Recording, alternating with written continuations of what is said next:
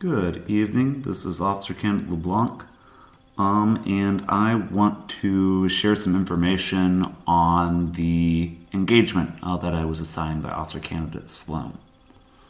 The engagement I assigned, it actually relates to the Confederate General I was assigned, A.P. Hill. So here's the engagement. It's Hill's assault on the Union center left. This was primarily during the second day of the battle, whenever Lee ordered just a general assault on Union forces. Previously, Union forces had occupied Cemetery Ridge, and General Hancock, my other general, had been spending most of day 2 sort of digging in, preparing defenses. And I believe Lee's intention, he knew the Union soldiers were sort of digging in, but he wanted to sort of get them in the process while they were digging in, while they were still a little bit vulnerable. So he ordered General Hill to assault their center left. So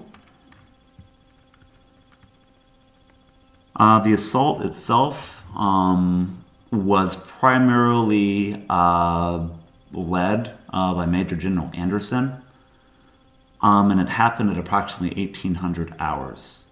Major General Anderson had 5 brigades under him. They all attacked the Union center left. Let me consult my notes here. Okay. So, Wilcox and Lang, some other generals, they attacked, not generals,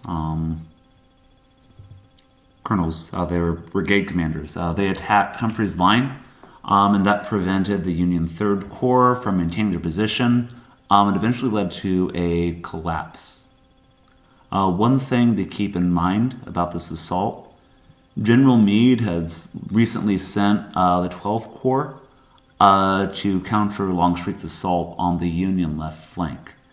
So this obviously resulted in a weaker center, and the Confederates tried to take full advantage of that, sort of putting the Union soldiers in even worse shape.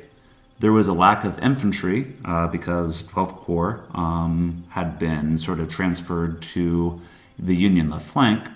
There was also a lack of artillery. The only artillery that the Union had was that recovered by Lieutenant Colonel McGilvery earlier in the day, in some sort of last-ditch, honestly lucky maneuver where he reclaimed a lot of artillery.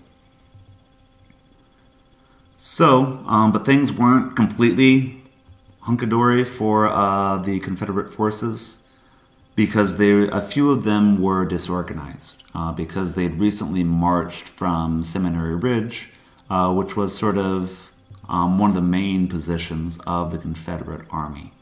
They regrouped at Plum Run, and they were repulsed by Colonel Willard to Emmitsburg Road, primarily due to the disorganization.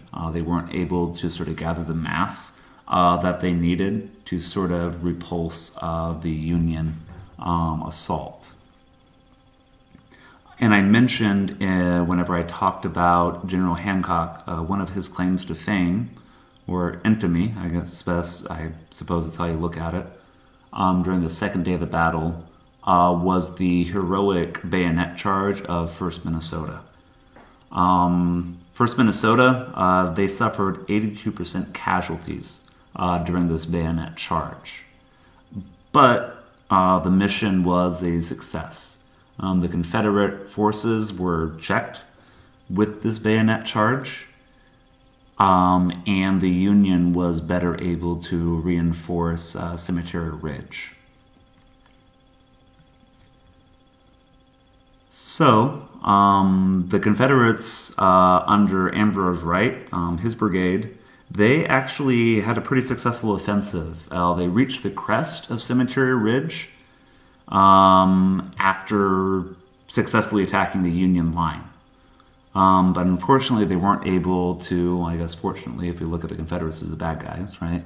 Unfortunately, they weren't able to hold that crest because they were the only ones who sort of made it past the line.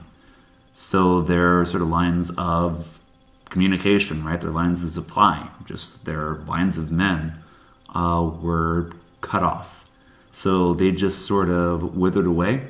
And there really wasn't a lasting success from the Confederate. I believe we could accurately say that day 2 of the battle was basically another stalemate. Perhaps a stalemate sort of favoring the Union a little bit, especially with the heroics on, I believe it's the Union's left flank that Officer Candidate Hernandez covered.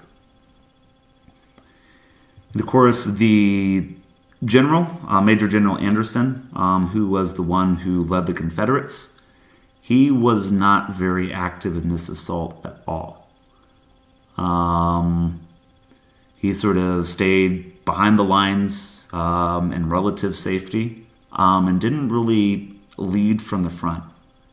And I think we could make the argument that this lack of presence on the part of Confederate leadership led to the ultimate stalemate, the ultimate failed assault of the Confederate troops. Okay, and sort of one of the stories behind this battle, I believe Sergeant Arnold brought it up a couple of drill weekends ago whenever he mentioned, once again, General Hancock. He seems to be a recurring character during this Battle of Gettysburg. So as the story goes, the Union line was sort of afraid to advance, right? They didn't want to completely repulse the Confederate assault. But General Hancock sort of got in front of his troops and really called on them to sort of follow him. And what do you know? By leading from the front, sort of Hancock and his troops sort of led a counter-assault. And interestingly, there was just a nice little E1 or E2 private who took the colors of the 14th Virginia Infantry during the melee, whenever the Union was repulsing the Confederate assault. So I can imagine the embarrassment that the Confederates must have felt losing their colors, right? Because, of course, the Virginians, Robert E. Lee among them, right, were really proud of their heritage, sort of just proud to be Virginian. But to have some young Yank sort of take their colors, I can imagine that made for a couple awkward conversations and quite a bit of embarrassment. But whenever we sort of apply some analysis to it, if we look at sort of the principles of war, I think we could say that mass was used pretty effectively. I believe the Confederates knew at this time, or at least had a good idea, that the center of the Union line was a little weak because, as I mentioned previously, 12 Corps had been sent to the left flank. So mass was used effectively, right? It was used in a place that was weaker due to reinforcing another part of the Union line. But we could also say that the Confederates violated the principle of war. Specifically, they lacked offensive. As I mentioned, Wright, he actually made it over the crest of Cemetery Hill. But the Confederates were unable to take advantage of his gains. So just a few things to consider. And this is, again, sort of a recurring theme with the leaders that I have and with this battle, right? Because this battle includes both of the leaders that I have. So a common theme in the Confederate offensive of Day 2 seems to be a lack of presence. A.P. Hill was sick, right? He got sick on the very first day. And Anderson was not active during the assault. What kind of impact do we think this had on the Confederate lack of success? And also, on the flip side, right, we had Hancock and his presence to his men, and specifically his order for the 1st Minnesota's bayonet charge.